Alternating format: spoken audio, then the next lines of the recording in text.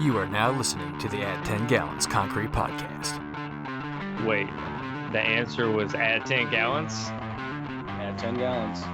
My first thought was we got to put Acti-Gel in it. Yeah, great. Truck's on the way. On the way. Yeah, okay. I've got two observations, neither of which are really educated or well thought out. Which are like most of my observations are. There aren't a lot of problems on a job site that can't be solved with a sack full of biscuits.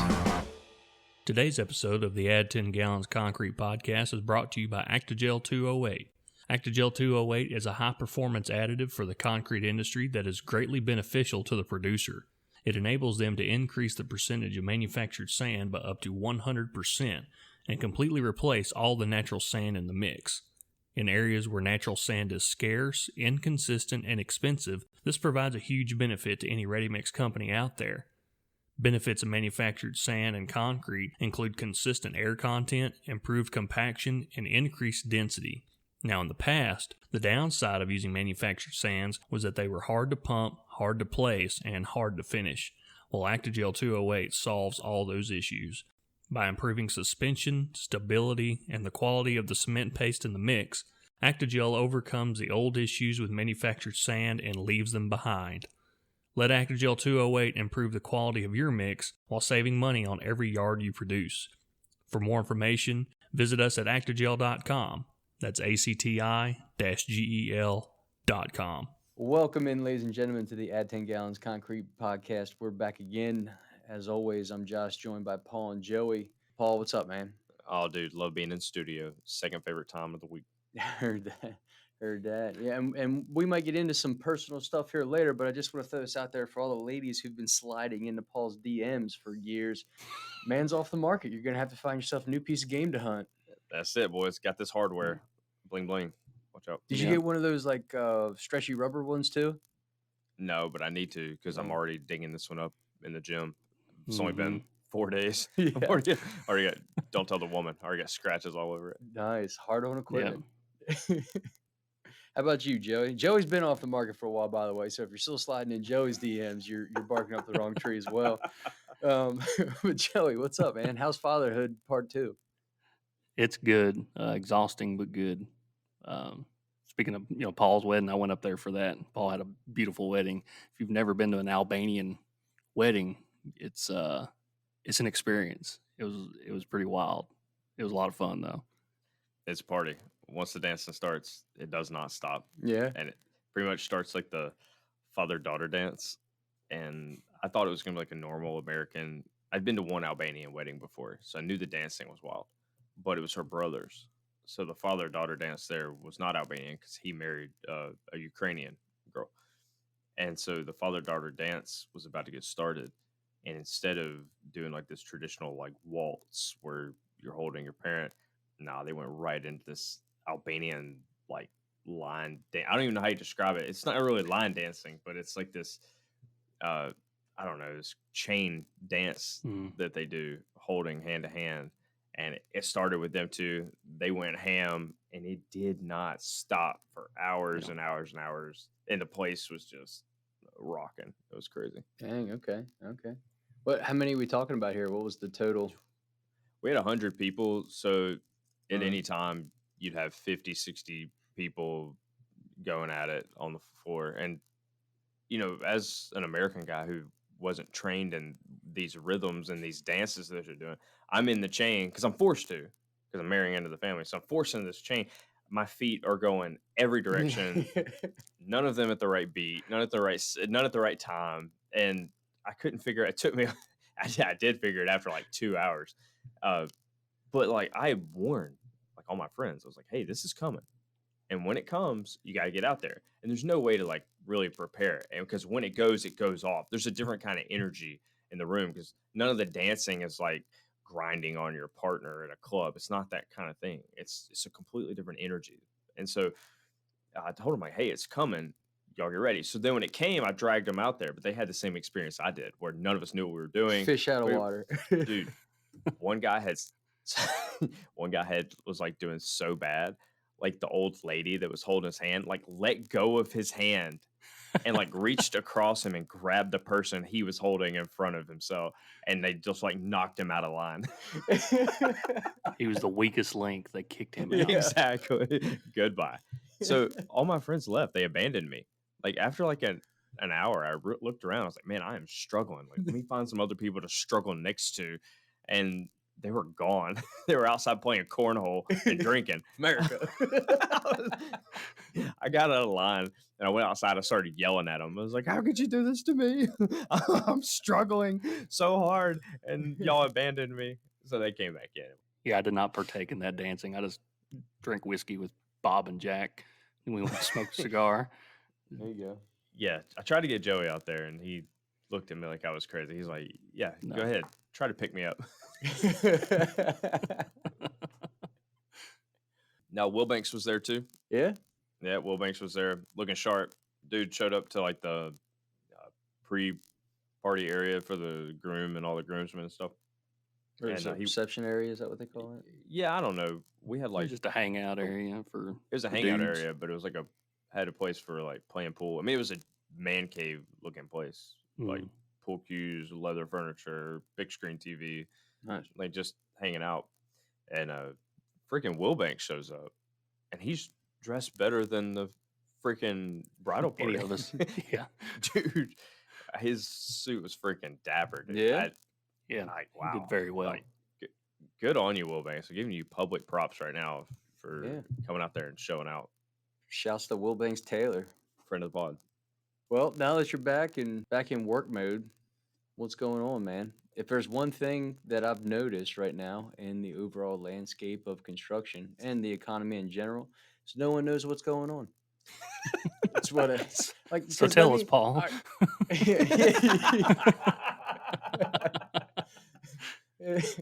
put a bullseye on this target here, Paul. Like what? Because I'm just looking through a random website right now. You have one, I guess one headline that says reports lower profits but higher revenue. The other one says that cities are faced with a bigger increase in construction costs. The other one says, and I quote, tougher times ahead for construction as July backlogs fall. But then you scroll down the page and there is a $9.8 billion project going off, 1.5, 2.3. Another article talks about all the warehouses they're building all over the country. But what's Dude, going you on? tell me. This day and age, I hear that you can actually just redefine words to mean whatever you want them to mean. So you tell me.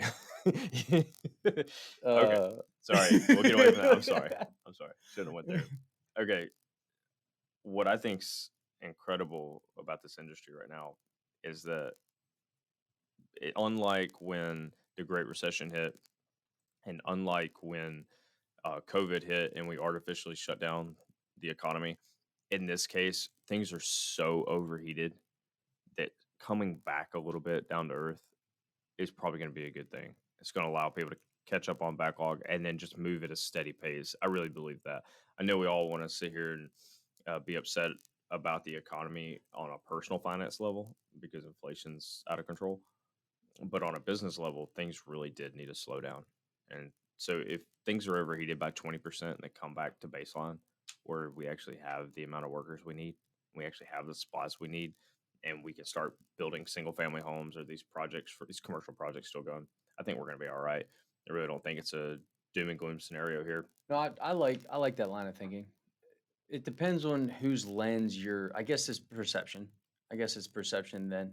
If you really want to get a true temperature of the market, because if you're looking at a spreadsheet, sure it looks bad. I mean, people don't have the workforce that they need, and then there was actual one article that I read. It was specifically talking about the backlog of jobs being decreased, and it was like talking towards that in a negative lens, like, oh, we're losing future jobs. I'm like, man, like you can't handle those jobs Yeah, you can't handle in the job you first have. place. Dude, So- exactly. So what I'm saying is I'm taking the scenic route to get there, but like the guy on the job site is looking like, oh man, thank God we're gonna get a break here. Cause like I still got projects, but like I need a break.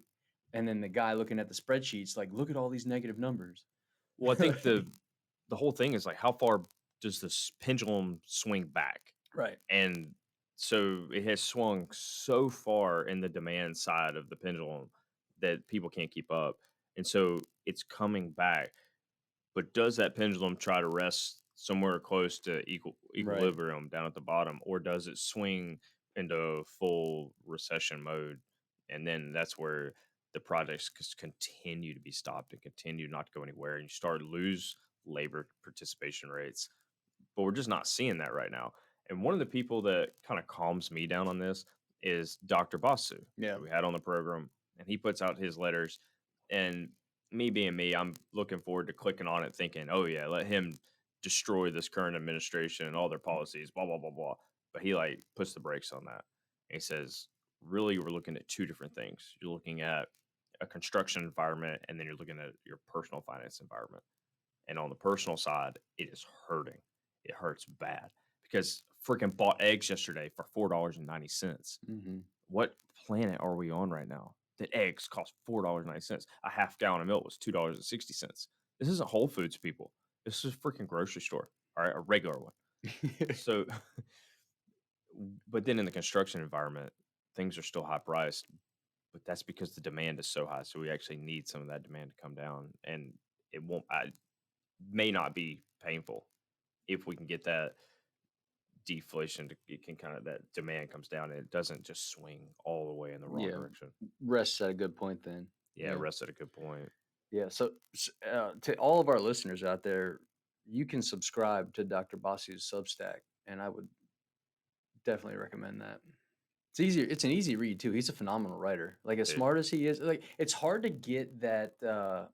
I guess that mesh of like super smart economist, but then also like a good communicator and writer.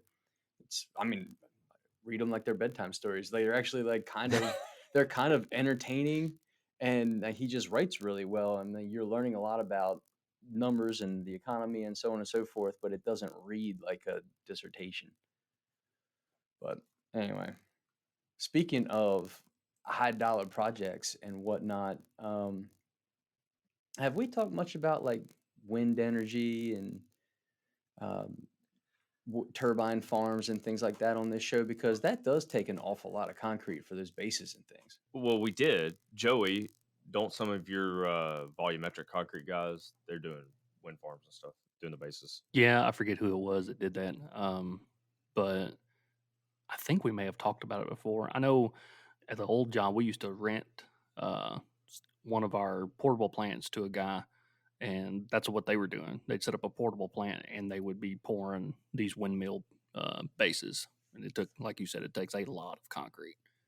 Yeah, for sure. Well, there's the largest wind farm in the country, or soon to be largest wind farm in the country, was approved by the Virginia State SEC, essentially, for a 176 wind turbine farm located 27 miles off the coast of Virginia Beach. So, I mean, see a problem, fix a problem. One of the biggest jabs at these wind farms is that they're eyesores and they take up a massive amount of land and so on and so forth. So, what do? You go out and you build them in the middle of the ocean. So, that's what they're doing. And it's going to take a huge amount of infrastructure and a huge amount of concrete for 176 wind turbines. Yeah, that's crazy. It's a $9.8 billion project. I mean, I'm old school, and I think if people were incentivized to invest a fraction of that into natural gas, our price per gallon wouldn't be as high as it is. All right, but that's not let's the- veer into something else real quick before we get into that. I mean, I guess it's nice that people are incentivized to invest that much damn money into something. Josh, you got your sign ready to throw up on the wall behind you? Yeah, it's wind Ooh, energy. conspiracy corner. It's not a conspiracy. It's straight policy. I mean, like when you have such a strict policy against one industry and you promote another industry, well, that's where the freaking money's gonna go. But that's not really true.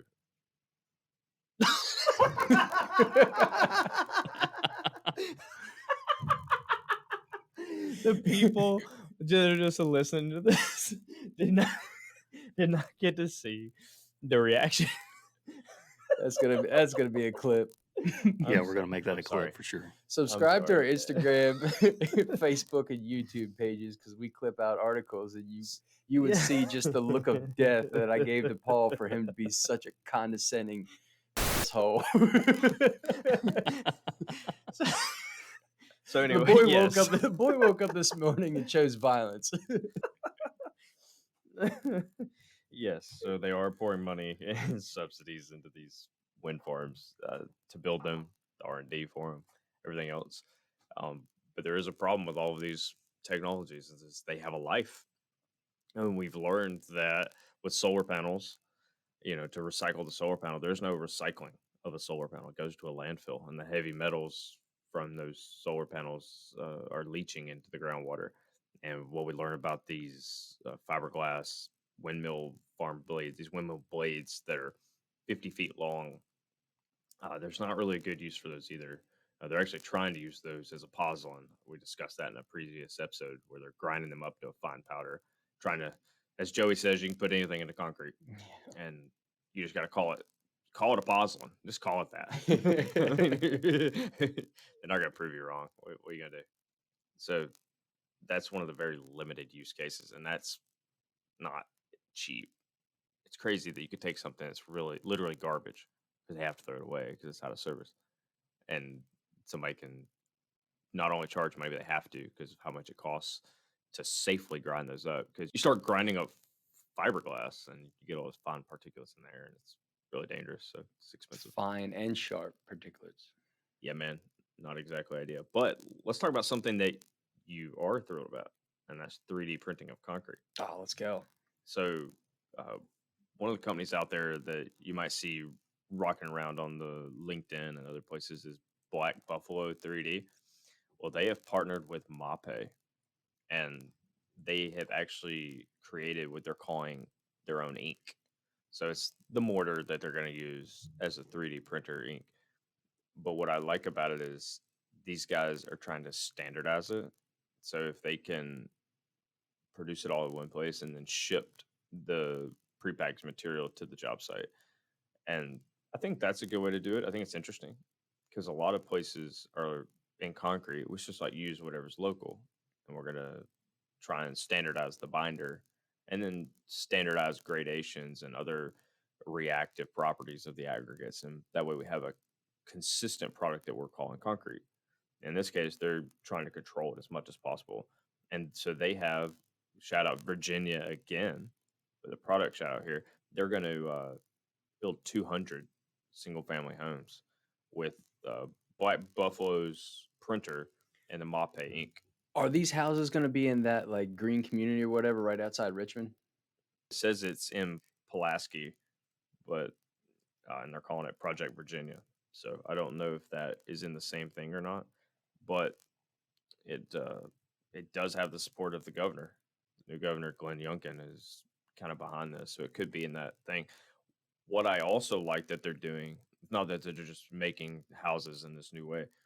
What I also like is that just like our guest at Louis Curdy, who with 4D, Print 4D, uh, Black Buffalo is getting into this too, where they're going to rent their printers to people, Mm-hmm. which I think that's pretty cool. That if you're trying to get into this space, and the barrier to entry is that you have to buy a $2 million concrete printer, but instead you can go out and rent one, build a subdivision, see how it sells, and then you're like, hey, all right, and then you can build it into your model to either go buy your own or keep renting, whatever's more feasible. Right. So I think that's pretty baller. It would probably be set up, similar to like crane rentals or, any other of these huge equipment rentals. Just buy or rent a 3D concrete printer, throw it up on job site. Yeah, I mean, if they get the same prices for 3D print rentals as they do for crane rentals, then it's a pretty lucrative business that I should probably get into. Because goodness, what these guys get for a crane rental per day is wild. But no, that's cool. It's coming. I think it's like any other new technology. I mean, you have your early adopters for sure, but most people, it takes a certain period of time to kind of get acclimated and buy into a new technology or a new practice altogether, like we're talking about here. And the construction industry isn't necessarily full of early adopters. So, but no, the print rental idea sounds really cool. The community that I was talking about, Paul, we might be talking about two different things. I was talking about this eco district that they're making right outside Richmond in Henrico County. It's like office spaces, 2,000 housing units, 17,000 seat arena, just this entire district that is, I guess, like self-sufficient with green energy and that kind of stuff. Nah, new one to me, bro. Yeah, this is like, it's like a 40-acre public park system, all kinds of different stuff here, but it must be different. Joey, what say you? Well, I found yet another thing to put in concrete. And This segue's nice. and what better item to start putting in concrete than all the old COVID masks from the past 2 years? And that's what these people up in Washington State are doing. They're shredding up Okay. these disposable masks, and I was originally thinking they were going to use them kind of like microfibers, but it turns out they were kind of blending them with the cement, and I guess they were still acting as microfibers, but it was just interesting the way they just blended it up and mixed it with the cement. And they said that this mixture of the cement and the shredded mask actually made a 47% stronger concrete. So I guess all that extra stuff in there really did something. But it was just one more thing to throw in concrete. They said the tiny mask fibers range from 5 to 30 millimeters in length, and then they add them to cement, I guess in a blend of some kind. But yeah, I just thought that was somewhat interesting. You know what I just heard? COVID makes concrete stronger. Get out COVID-crete. So the COVID-crete, dude, trademark that now. Yeah. Dude, so these are used masks. And the scientists say we've all had it. We just don't know it, which means there's COVID particles latched onto all these fibers. And we know that they survive a long time out in the wild, right? I don't know. Do we know that? I don't know. I'm saying we do. So COVID lasts forever on all these fibers, which means now they're infused. Dude, think about it. The spike protein latches on to the cement. Dude, dude. It's a wild take. So it's a wild take. That kind of misinformation will get this episode taken down. I was combing through here to see if they just dug these things out of the garbage and used them. But surely they would at least sanitize them somehow if they were used. No. We're going right now. Because think about it. If the virus really was, look, many people are saying it could be lab engineered. And so you would have to think that it's a durable spike protein that can latch on in the amorphous phase. And so now you have A light, B light, and COVID light as your transformation process to the cement hydration. And then it gets slowed down by the gypsum. Boom, COVID-crete. Boom, patented. Yeah. I like it. Well, I mean, these masks, they're just like polypropylene fibers, right? So like there is like a plastic element to that. Yeah, that's how they keep saying we got microplastics in it or some nonsense. But yeah, if you crush these up, it'd be fibers. Okay. And they probably did all this testing on cement cubes or whatever. So we'll see what happens when you put it in real concrete. I do and I don't want to know how much money some university got in a grant to see if this is like feasible or not. Right. I'm in the wrong business. Yeah.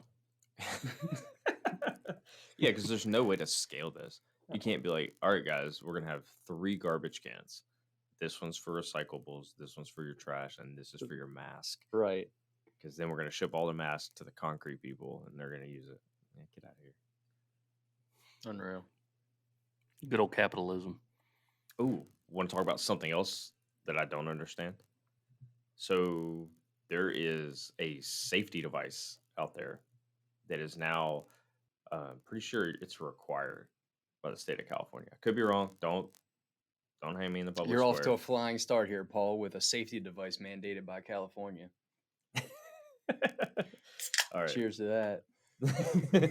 Here. It's called the J cap. And so you have to put caps on the top of any like potential impalement, Like rebar and stuff, yeah. rebar and stuff like that. Every single one on the whole job site. And you have to do it. And I was curious, how many impalements do we have on construction sites that it's state mandated by law that you have to cover up every possible impalement so that you can do what the study is called the impact of plausible deniability. God, saying the quiet part out loud now, isn't it? Right? Right in the title. Mr. Safety Man is all out of good ideas. He's like, let's just call it what it is. Yeah, exactly. I put the cone up. I don't know, man. Yeah. The next one is gonna be like, we literally can't stop stupid people from doing stupid things. Right. We can Look- only mitigate Look at liability. that cap.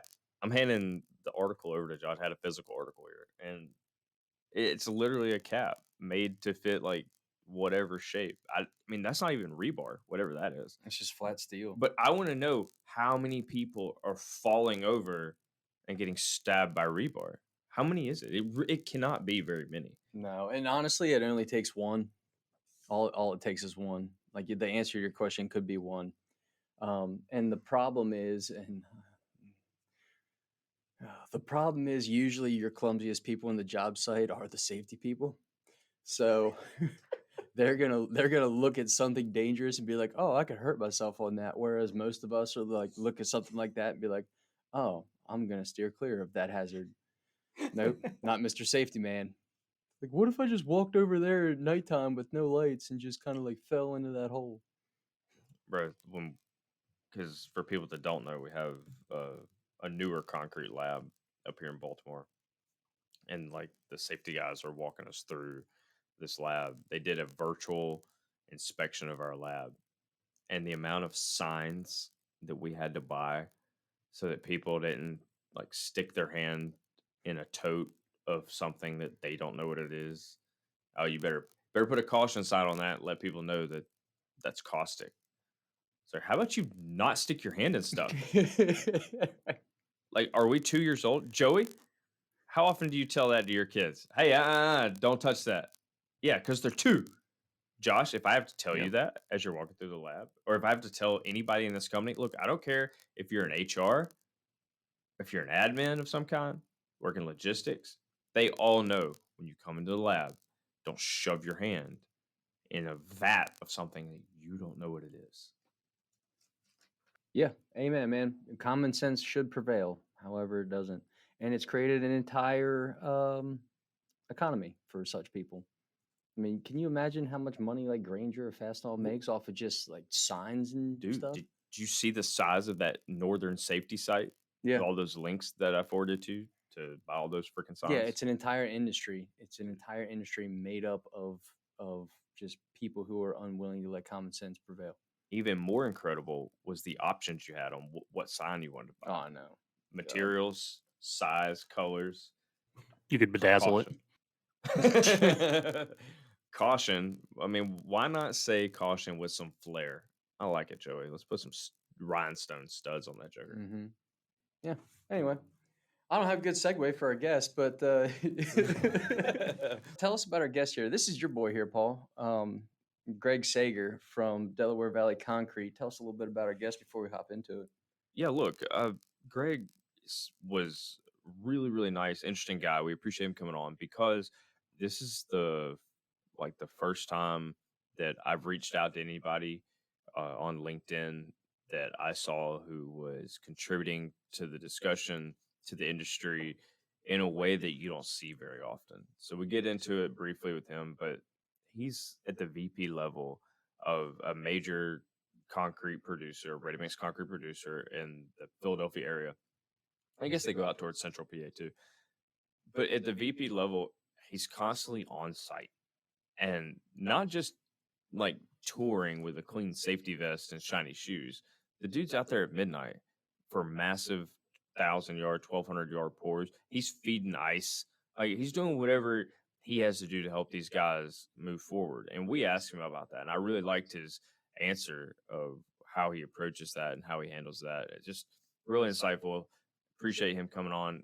Bear with him. Once he loosens up, man, interview is just fantastic. Yeah, no, for sure. Like, we hit every corner of the industry for sure, and we even went outside the industry with the podcast with the WITS organization, and we talked about those kind of things. And we have academia on here and stuff, but like today's guest is a concrete guy. Talks like one, thinks like one, acts like one, works like one. Took the interview from his truck. He did. Concrete guy. Yep. Yeah. So without any further ado, this is Greg Saeger from Delaware Valley Concrete. Y'all enjoy.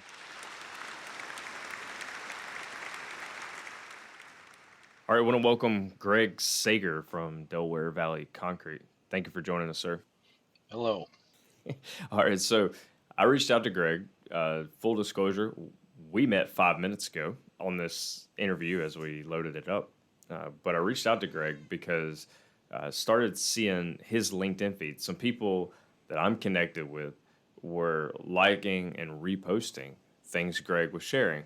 And what caught my eye is that Greg, as a VP at Delaware Valley Concrete, he's constantly on night pours. And as we're catching him right now, we're recording this at like 10 in the morning. He's already 10 hours into his shift. He was out at the plants at midnight and working with those guys. And I got to ask, Greg, what on earth has you out doing night pours at this point in your life? Well, I kind of don't like to ever forget where I come from and where I started in this racket. I'm also in charge of the maintenance program. And so if I come out at night, it doesn't take away from the daytime stuff that goes on. So if there's a breakdown during the day, the likelihood of me getting involved in that is slim to none anyway. But I don't like taking away manpower to do these night pours when basically you're just a watchdog. And so you're just walking around the plant, making sure everything's going right. And, I can come in and do that. And I don't have the kids at home anymore, that kind of thing. And so I got more freedom than these guys do. And it just works out in the end. Yeah, so the pictures of the night pours kind of spoke to our heart because we're out here building a lot of these big box stores, the Walmarts, the Amazons, the UPSs, and all the concrete getting poured on those jobs are at night.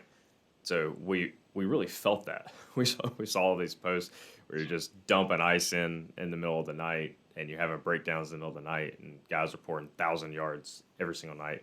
Man, we really felt that. And, there's a time in our lives we're looking forward to not being on every night pour anymore. And so when I see a guy like you paying homage to that, it really spoke to us. I really enjoy the night pours because it's the same thing all night long. When I started out batching in this stuff 30 years ago, that's how it was. And, it was one of them things you just turned the radio up and nobody bothered you. And you just threw the concrete in the truck and let the drivers go out the door. And it was a harmonious activity. Well, you mentioned when you got started 30 or more years ago in this business. Am I wrong? Did you start out as a mixer driver? Yep, I was a mixer driver and then helped out around the plants during the winter and with the welding projects and like all that. I was always a guy that wanted to be involved in learning and everything. So that helped get me to where I'm at. I never turned down a chance to operate a piece of equipment, or I was just up in a high reach earlier today to take the ice machine back down apart. So I just love being a part of making sure things happen, and just helps with the camaraderie that you're a part of this stuff and that you get respect because people, know that you were a part of this and you know what goes on and that you're not just a guy carrying around a clipboard and having a clean, hard hat and reflective vest. Joey, is he speaking to you right there? Yeah, I have felt everything that Greg has said.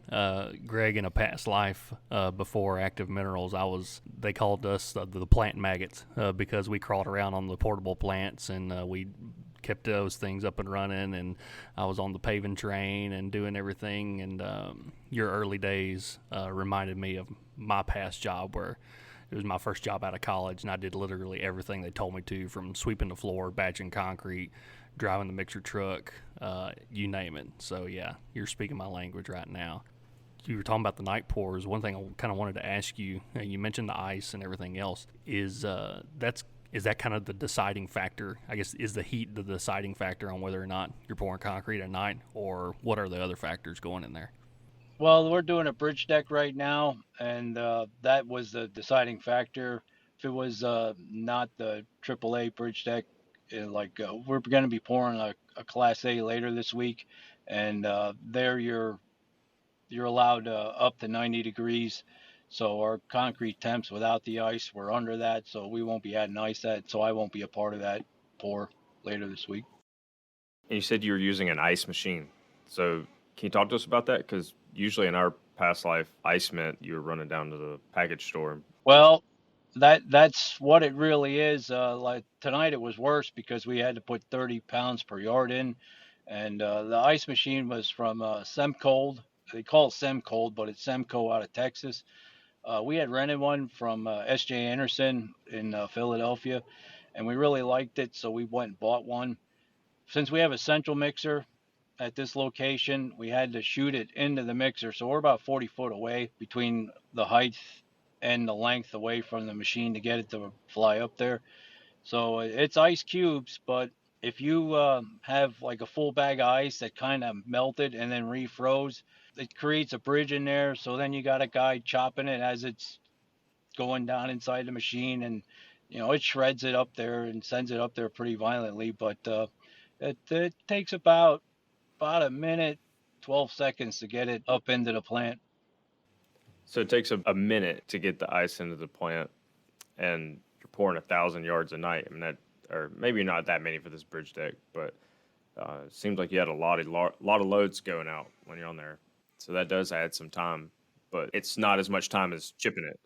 Well, tonight was 170 yards. The other night we did 260 or 280, I think it was, and that was a killer, because it's still, you got two guys in the truck, and then we went and bought one of them. I call them a trash dumpster that automatically dump themselves once you release the lever, and that can hold probably 40 bags of ice if I needed it to. And we just run that with a forklift, and then we just hit the lever and we dump that whole bucket into the ice machine.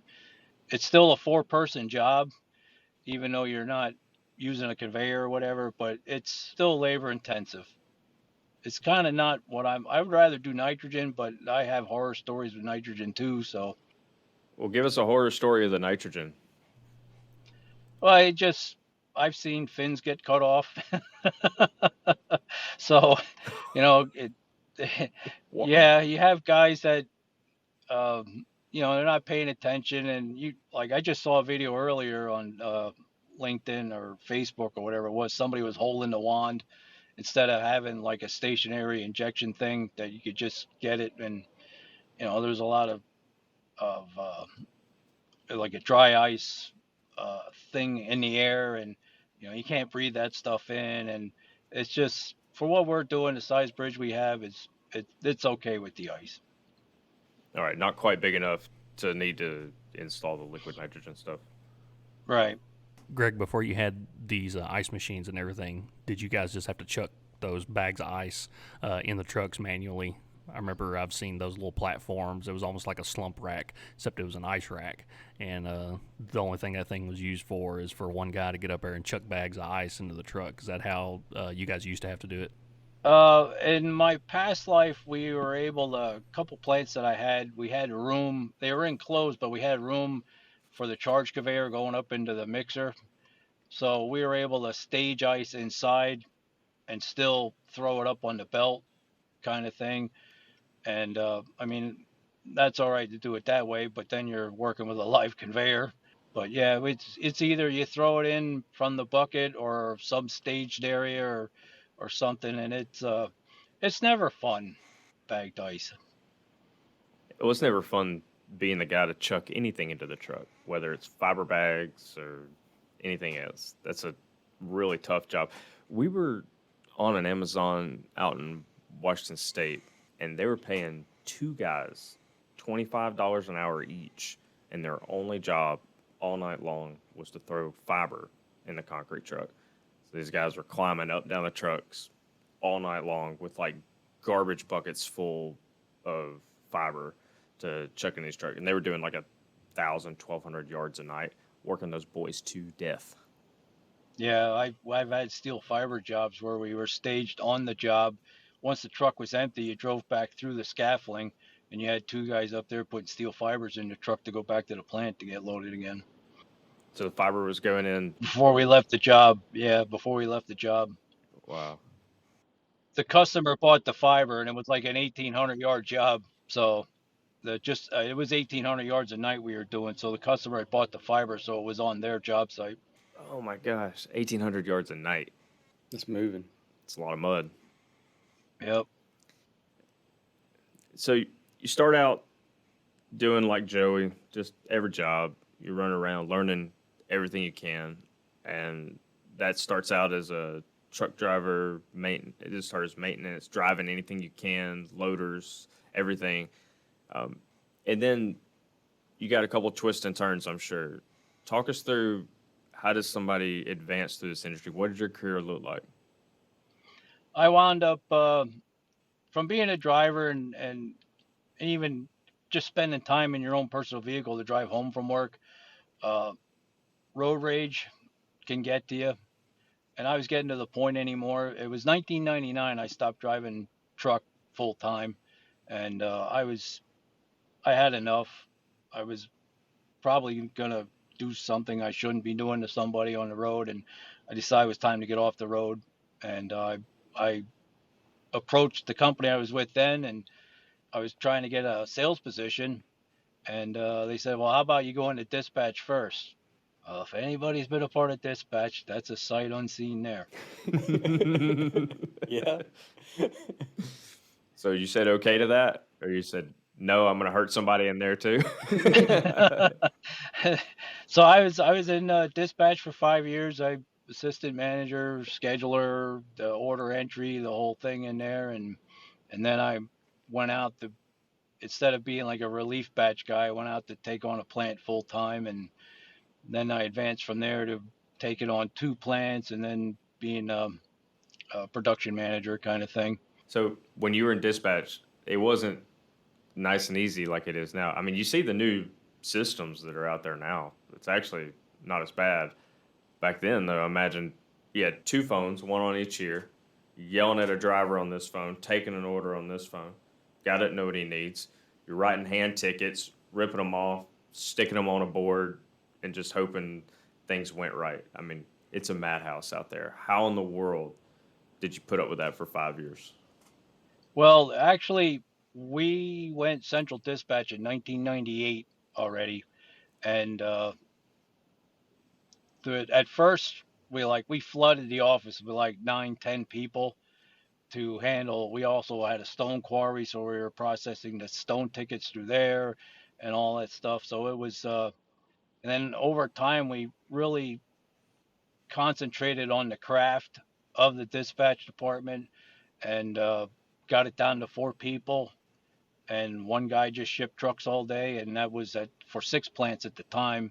Once we built bigger plants, we sized down to 4 plants to handle the same area and more yardage. And we found out that the more information you get from a customer on that initial phone call, the less callbacks you got to do, and less mistakes. And you get customers still to this day that just want to get off the phone, and they give you a half an address, and then you're sitting there. And with us being outside of Philadelphia, there's so many main streets and Chestnut streets and everything else like that, and without an exact zip code or an east or west, you sending trucks everywhere and they're not at the right place. Yeah, I always envision, or I have seen, pretty much every dispatch room, except maybe when you get down to like the teeny tiny satellite plants or a teeny tiny mom and pop plant where they can do dispatch and batching and everything else kind of in the same room there with 1 or 2 guys. That dispatch room is the war room. And it was just like Paul Yep. said, there's stuff stuck all over the wall. There are they've gotten better. There are monitors everywhere now, and they all show different things. And there's cameras everywhere because they're keeping track of what trucks are on the yard and everything else. And in some of those, it's just a heavy smell of cigarette smoke, coffee, and various other nicotine substances that keep people alive throughout the whole shift, because those guys run on different fuels. Dispatch guys are different, batch guys are different, but it's all stressful. And I've never seen a dispatch or a batch guy without bags under his eyes, because it is wild out there. Yeah, when I was a scheduler, I used the shipper would always look at the schedule for the next day, and he'd turn around and say to me, he goes, "How do you expect me to get this out?" And I'd be like, "It's 85% luck." That's what I say. I thought Joey was going to say he's never met a dispatcher or a batch guy that had hair. And I was like, well, that's kind of rude. Yeah. It's usually fading. I mean, there's no way you keep a full head of hair with those jobs. Thankfully, I got out of that side of the industry after a few years. So I've still got my thick head of hair, and I hope to keep it a while. And Greg, you said you're outside of Philadelphia. Where exactly are you based? We're just about 7 miles north of Center City. We're in Hatboro, Pennsylvania, is the main office. We got 8 plants total. We run 7 every day. The one plant we don't run is kind of in a neighborhood, and they're a little restricted on the hours we can run. And so we just run it every now and then to make sure that we have a use still with the township and everything. But we're all the way out to Harrisburg and outside of Philadelphia. Oh, wow. I didn't realize you got all the way to Harrisburg. Coming to Delaware Valley Concrete was a change of pace for me, because when I was at Brooks Products Corporation outside of Reading, we had plants that weren't with it, where we averaged about 45 minutes apart, so that we didn't have plants on top of plants. Well, with Delaware Valley Concrete, we're got plants in close proximity, which helps in cross shipping. And if we have jobs that require more yards per hour than what one plant can do, we can easily do it with another plant close by. But it was a change of pace for me, because I'd be like, they'd say to me, well, if a plant breaks down, what are we going to do? We're going to run this plant or that plant. I'm like, well, where I came from, if the plant broke down in the middle of a pour, we were done. Well, you talk about plants being on top of each other, being a benefit of sorts, because you can kind of supply the same job at high volumes out of 2 different plants. You do need that volume, and being around the Philadelphia area, a major city, you've been there for quite some time now. Can you talk about the changes that the construction industry has gone through in the recent past, as far as like the influx of construction, both residential and commercial? Have you guys been just inundated with orders lately? Are you starting to slow down a little bit? What's the workload like for you guys right now? For me, COVID kind of rocked us a little bit. I mean, we kept working, but I don't think we ever really recovered to the full head of steam that we had prior to that. And now with the prices of everything going through the roof, there's projects that are taken off that were put on hold. But like, we don't have what I would say a lot of guarantees out there, even coming in for winter. And it makes us have to pull the reins back some, like ordering new trucks and plant parts and any kind of upgrades we want to do. And that's because the market's kind of unstable right now. And with the residential, to build a home now is $200,000 more than it was a couple of years ago. It's crazy. So that has an effect. And for us, we're a residential company. I mean, we take on these warehouses sometimes, but it can have a negative impact on our daily orders with the 10 and 20 yard people that are used to us being there all the time. And if you can't get out your first round orders, you're never going to make it up the rest of the day. Yeah, well said. Yeah. Yeah, no, we've seen that. There it's a huge wait and see mentality that we've seen all over the place, and we're kind of national. We get around. We spend a lot of time in the Eastern Time Zone, but even in the Midwest and down around the Gulf states, and without throwing any names out there, we've seen people that haven't been able to get the cement that they've been promised. We have people with rock shortages, sand shortages, looking for different sources of materials. How are you guys on that front up there around the Mid-Atlantic, Philadelphia area? Well, for us, we're as far as cement goes, we're not in bed with any particular company.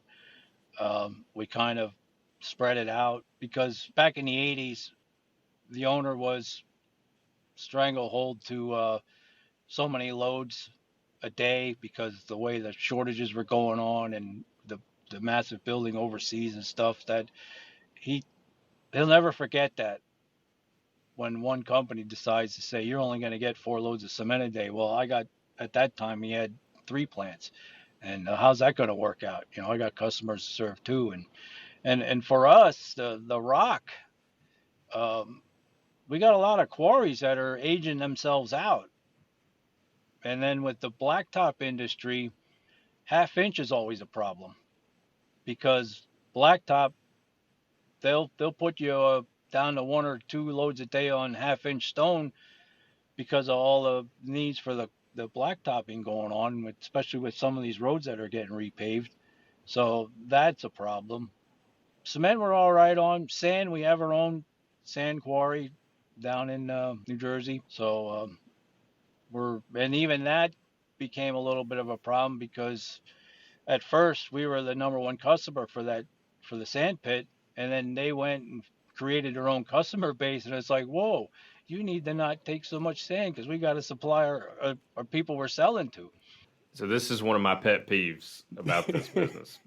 All right, vertical integration sounds great on paper, and then you put it into practice, and what you find out is, as the ready mix, it always falls on ready mix. You're vertically integrated with an aggregate operation or a cement operation or whatever, and ready mix always gets the short end of the stick, all right? And all of a sudden you have to buy from your old sister company, and you get the worst price, and you get cut off first. Absolutely aggravates me to no end. Yeah, the former company I worked for was bought out by somebody else, and that they're big in stone, and they won't cut the price on stone for their own ready mix company. So it's like it's crazy. And yeah, Josh, I do feel better after Yeah, you getting got that the out. vent. Thank you. You got the vent today. Greg, you've seen pretty much every aspect of the ready mix industry, it seems like, from where you started to where you are now. Is there any area in particular that kind of stands out, be it, technology in trucks, technology in batching, material quality? Is there anything that kind of sticks out that was like a big jump for the industry as far as being more efficient or providing better concrete? I think the dispatching end of it was one of the things, and the batching part with like touchscreen batching now or whatever that has helped tremendously. But the one aggravating thing for me is the amount of admixtures that you could have at a plant now. That when I go to build a batch system, uh, last one I built was in 19, and I said to the guy, I want 14 admixtures set up on the screen. And he says, why do you want so much? I says, because I know we're going to use them up in another 2 or 3 years that, for different jobs. It's you get these road patch jobs where you're down on 95 in the middle of the night and they want to drive on it in 6 hours. The amount of stuff that goes into it is ridiculous. Well, did he I just can't- attack us? Did he just attack us? I can't say anything to that. Yeah, we're usually that number 14 slot there when we pop into a plant. Piggybacking on other lines, like, is anybody else going in at 1 ounce per pulse? We'll just Yeah. piggyback on that one. Right, but yeah, Greg, you're right. It's basically you're basically a bartender mixing up cocktails with some of these mixes because you got half a dozen admixtures going into some of these things. It's wild. But I think the trucks like we're all front discharges. I'm not a fan of them because the funny thing about a front is that you can drive into the job, but you unload the concrete. Nobody cares anymore about you, so you got to back out all by yourself, and then you see beams or box culverts and stuff all getting driven over. When I drove rears. When you backed into the job, somebody was there with you, and you could see it drive back out. And these fronts they're really trying to lighten them up now with plastic tanks, and the tanks are getting glued on, and the glue's not sticking. And we went through a lot of issues with the first year of the trucks we bought last year with some crazy stuff happening, but they've been good about it. So as far as the warranties and stuff, so we're bought some more this year. Those front discharge trucks, they're always the culprits at a red light when you see a pile of dried concrete sitting right there in the middle of the intersection. That was probably a 10 or 11 yard sloppy front discharge load that you had to slam on the brakes, and concrete went everywhere. Absolutely. I didn't even think about that. That's hilarious. Hey, why are they trying to lighten up the truck? I mean, because in order to lighten it up to get another yard of concrete in the drum, I mean, you got to lighten it up by 4,000 pounds. Are they getting that kind of weight reduction, or is there another reason to be lightening the truck? Well, with the fronts years ago, they were coming in around at 32,000 pounds. And then they started slowly creeping up, and they're 36,000 pounds. We as a company don't load more than 10 yards on a truck just because of weight. Even though you get aluminum wheels on these trucks, aluminum chutes, and as light as stuff as you can on aluminum fenders, and it's just a little bit of buildup in these trucks, and it don't take much to get them over to 73, 280 for Pennsylvania. Yeah, that's right. Speaking of Pennsylvania, and Joey was touching on some advancements, one of the things that's coming out is e-ticketing. Are you guys looking at transition to that? Has that already started? We have transferred over to e-ticketing. Some places it was okay. Out west, it wasn't okay. And like with the state job, we're printing out a ticket for that truck and for the customer. And but we're emailing these invoices out with the tickets every day. Like as soon as the day's done, like we got a mass email gets sent out for the customers for their tickets. And so people are still hanging on that they want a physical ticket, but in the end, as far as digital, but yeah, it was a growing pains at first, but it's taken off. Because Joey and I were in Alabama last week before, and it was last week, and they've gone entirely to e-ticketing. In fact, the guy in the batch house, he didn't have one of those old printers that come out. You got to rip the little sides off of it.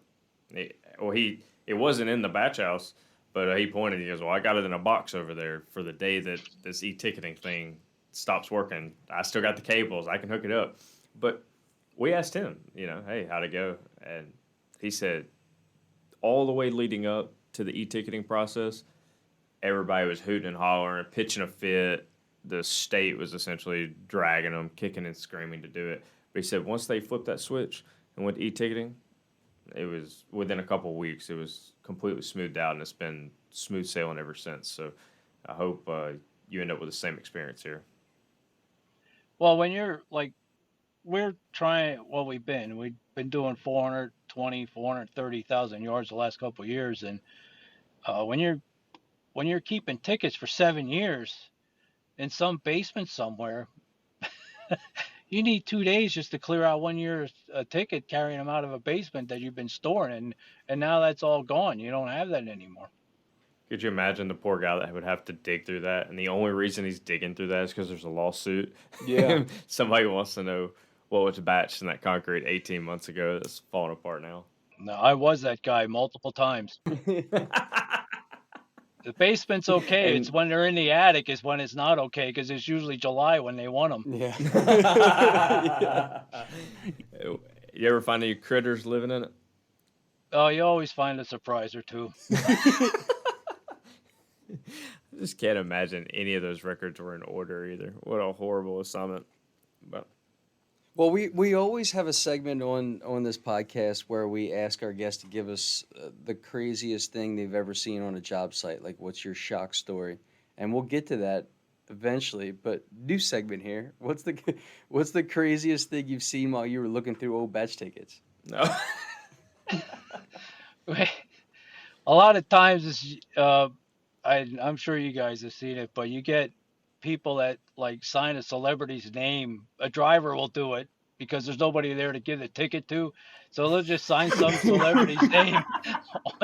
And you see a lot of Elvis Presley's and things like that for signatures on tickets, and it's like, this isn't right, guys. You can't be doing this. And me being a driver at one time, I did it, and uh, it's What celebrity did you channel as you signed this ticket you thought nobody would ever see? like Don Juan or whatever that Hawaiian singer was down there years ago. Nice. Yeah, you and Don Juan, man. Y'all Yep. look exactly the same. It kind of reminds me of Paul. Do you remember? I don't know if you remember it, but I do remember there were a couple times in college where, like, I think it was I forget what building it was in, but they would like try to get you to sign up for a credit card or something like that. And if you signed up for a credit card or signed up for whatever, you'd get like a T-shirt, or they'd give you like, I don't know, some like little prize. And so you'd always make up just some random celebrity name, and the address would be 1600 Pennsylvania Avenue, and it'd be Joe Blow at mtsu.edu, and you'd fill out just all this nonsense just so you could get whatever free garbage that they were giving away. It kind of reminds me of that. It was hard times back then, man. Well, going back to that ticket signing, I would, this one customer, when I was driving, we'd be late for it because he'd be trying to pour a wall at 2:30 in the afternoon, which is not the right time to fit something like that in, because you're waiting for an inspector or something, and it's always screwed up. And he was really mad. He's like, "Oh, you're late again. You're late again. What's the excuse now?" And I said, "There is no excuse." I says, "It's your fault why we're late." He's like, "Why is it my fault?" I says, "Because you keep calling us for concrete. If you want concrete on time, don't call us." So those are the moments where I've had where I wasn't a representative for the company.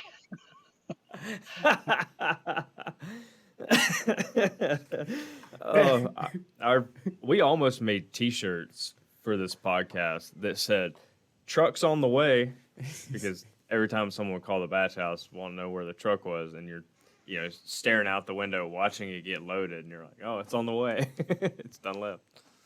Yeah, the funny part was it was like 3 years ago.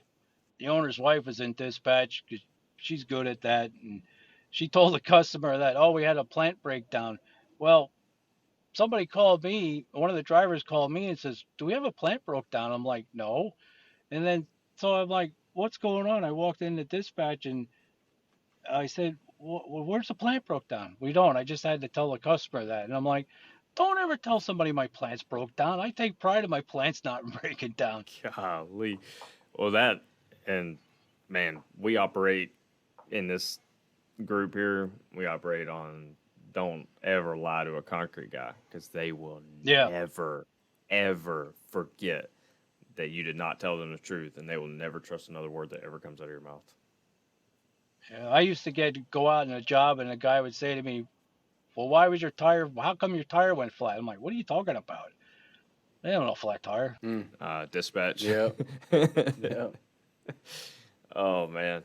Well, Greg, we really appreciate you coming on here, taking time. For those who can't see, Greg was kind enough to pull off on the side of the road and complete this interview for us here. But we can't let you go without asking the most important question of all, and that is, what is the craziest thing you've ever seen on a job site? I was running a rear discharge. I was a conveyor operator for a while, and I go to this footer, and the owner of this concrete company, who they poured residential 35,000 yards a year, and they're really good at it. They're big in walls and footers and stuff. And it was a standard house, nothing fancy. And the hole was full of water. It was 3 foot full of water. And he's standing there with a print in his pocket, and he pulls it out, and he says, "How tight are you?" I said, "I'm, like a 2 inch lump." He says, "Good. We're going to pour this footer." So we poured a stack footer in the middle of this flooded wall foundation, and I was floored because I was used to pouring footers with boards, and he says, "We ain't going to put no boards up. There ain't no point in it." And I know that development, and that house is still standing, and that was like 27 years ago. It was the first home that they put in there. It wound up being a model home, and I know somebody's living in it now. It's like, this is crazy.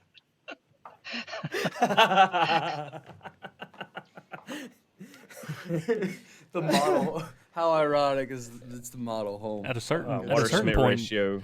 when you get a hole full of water, I mean, I wouldn't even put any water in the mix. It would have just been rock, sand, and cement rolling up to that job site, and all the water would get in it when you put it in the hole. Oh my gosh, that was pretty good, brother. I appreciated. This is our first story in a while that didn't have any naked men or substance involved. abuse, or both. Yeah, no substance abuse. Human waste. Just a good, solid construction jab. I appreciate that, Greg. Thank you so much. You're welcome. I could have told you stories of putting never sees on guys' hard hats, especially guys like me that are bald now, and they'd have a silver streak across their forehead. They didn't know it. Good old days. Oh man. The hard part about putting never sees on stuff as a practical joke is you can always tell who did it. Because I've never opened up a can of never sees without getting half of it all over me, looking like the Tin Man afterwards. So that's correct. That's a slippery slope. Gives new meaning to like caught red-handed. Yeah, caught silver-handed. That's good stuff, Greg. We really appreciate your time, man. We have all kinds of guests on this podcast, from academia to all over the place. But we truly appreciate the opportunity to talk to real concrete guys who are out there doing it every day. So we definitely appreciate it, and hope we can talk to you again soon. Absolutely. It was fun. Thanks, Greg. Have a great day. You too, guys. Thank you. All right, and that's going to do it for this episode of the Add 10 Gallons Concrete Podcast. As we stated earlier, it's always great to talk to a concrete guy through and through, and Greg is certainly that. And it was a good conversation, and we hope you all enjoyed it as well. As always, keep up to date with us on our social media pages. That's Facebook, Instagram, and our YouTube channel, and always be on the lookout for new episodes. Tell a friend about us. Give us a 5-star review wherever you get your podcasts. And like we said, be on the lookout for the next one. As always, y'all be good.